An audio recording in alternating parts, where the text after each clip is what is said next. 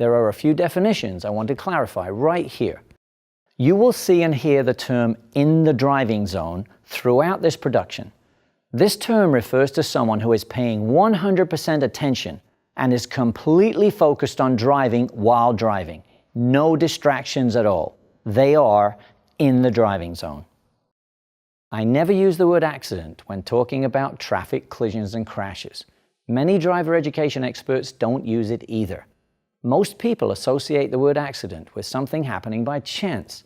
We know that over 80% of collisions and crashes happen because of some form of distracted driving. We also know that distracted driving is a choice. It does not happen by chance. Therefore, you will not hear the word accident in this production. I want to explain the term new driver. I consider a new driver to be someone who has been driving less than 5 years.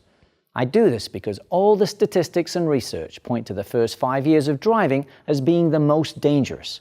There is a decrease in risk from driving year 1 to driving year 5, but I want parents to understand that these years are way above all other years in driving risk.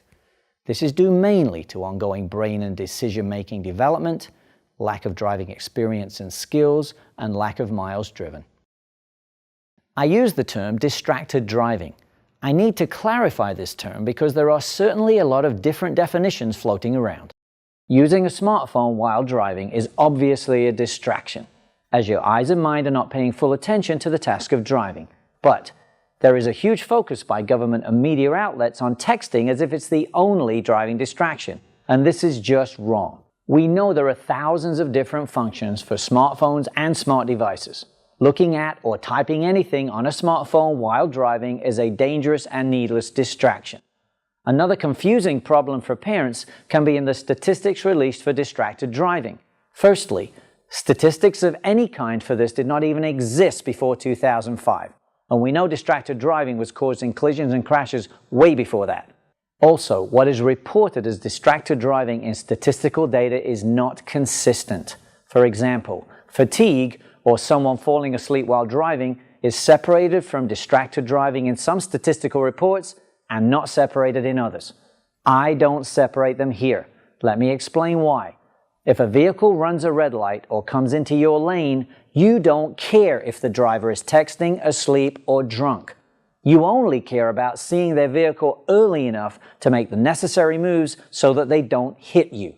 Anything that can cause a driver to lose attention to driving, I call distracted driving, whether it's fatigue, hamburger, smart device, or alcohol related.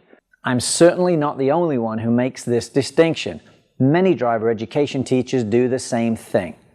Over 80% of collisions and crashes on our roads involve some form of distracted driving. Here is a quick rundown taken from the Driving Zone 2 video. This will quickly show us many driving distractions that cause collisions and crashes every day on US roads.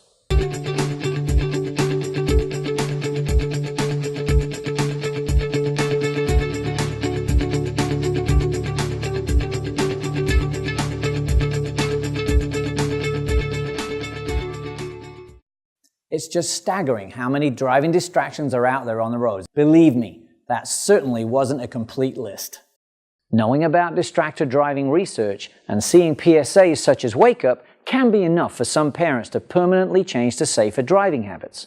But having spoken with so many parents and teens over the years, I know I need to expand on things here to help convince even more people that cutting out distracted driving will set a much safer example for children.